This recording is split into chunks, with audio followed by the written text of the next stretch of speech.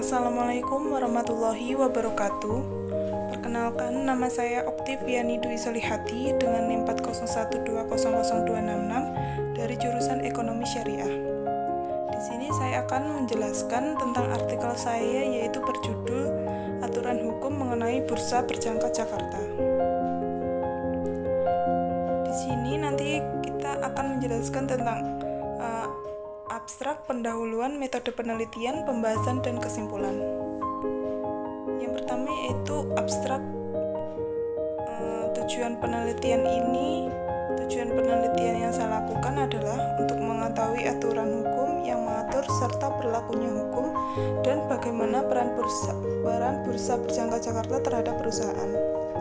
Kata kunci dari artikel ini yaitu bursa berjangka dan perdagangan. Kemudian pendahuluan, perdagangan berjangka di Indonesia diselenggarakan pertama kali oleh suatu bursa berjangka yang bernama PT Bursa Berjangka Jakarta atau BBJ.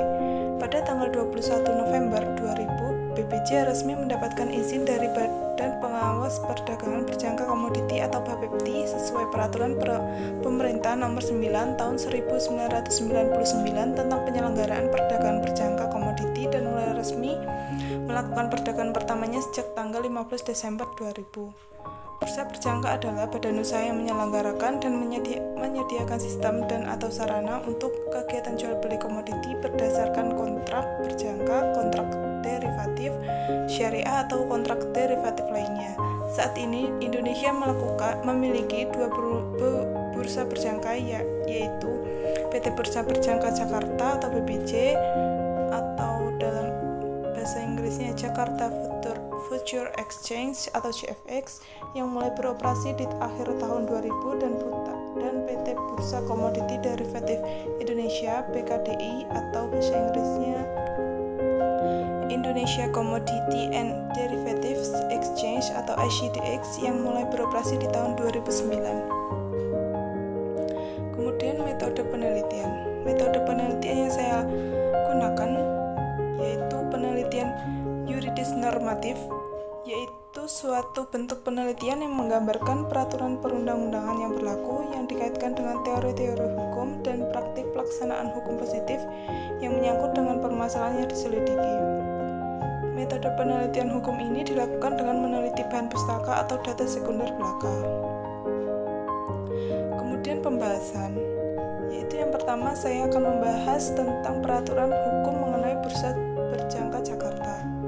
Bursa berjangka baru ada di Indonesia setelah 3 tahun setelah dikeluarkannya Undang-Undang Nomor 32 Tahun 1997 tentang perdagangan berjangka komoditi, yaitu tepatnya pada tanggal 21 November 2000. Izin bursa berjangka pertama diterbitkan oleh pemerintah dan perusahaan yang ditetapkan sebagai pengelola bursa berjangka adalah PT Bursa Berjangka Jakarta atau BBJ.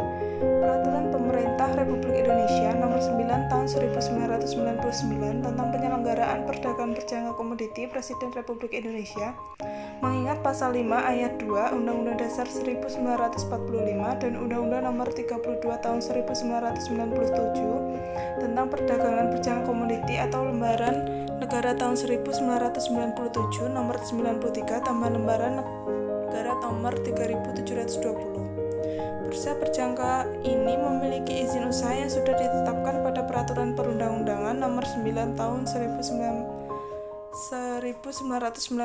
tentang penyelenggaraan perdagangan berjangka komoditi bab 1 Bursa Berjangka.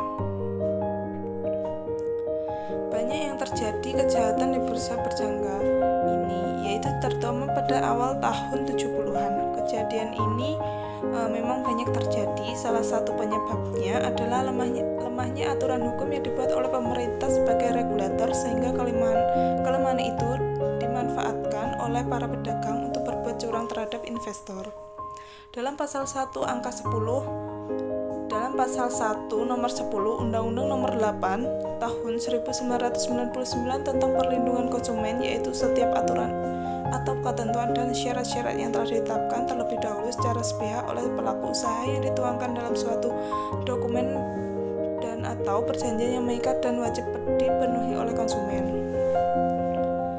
Kemudian perlindungan Perlindungan konsumen diselenggarakan sebagai usaha bersama seluruh pihak yang terkait, masyarakat, pelaku usaha, dan pemerintah berdasarkan 5 asas yang menurut Pasal 2 Undang-Undang Perlindungan Konsumen Nomor 2 Tahun 1999, yaitu yang pertama asas manfaat, asas keadilan, asas keseimbangan, asas keamanan dan keselamatan konsumen, dan asas kepastian hukum. Selanjutnya terdapat peran bursa berjangka terhadap perusahaan.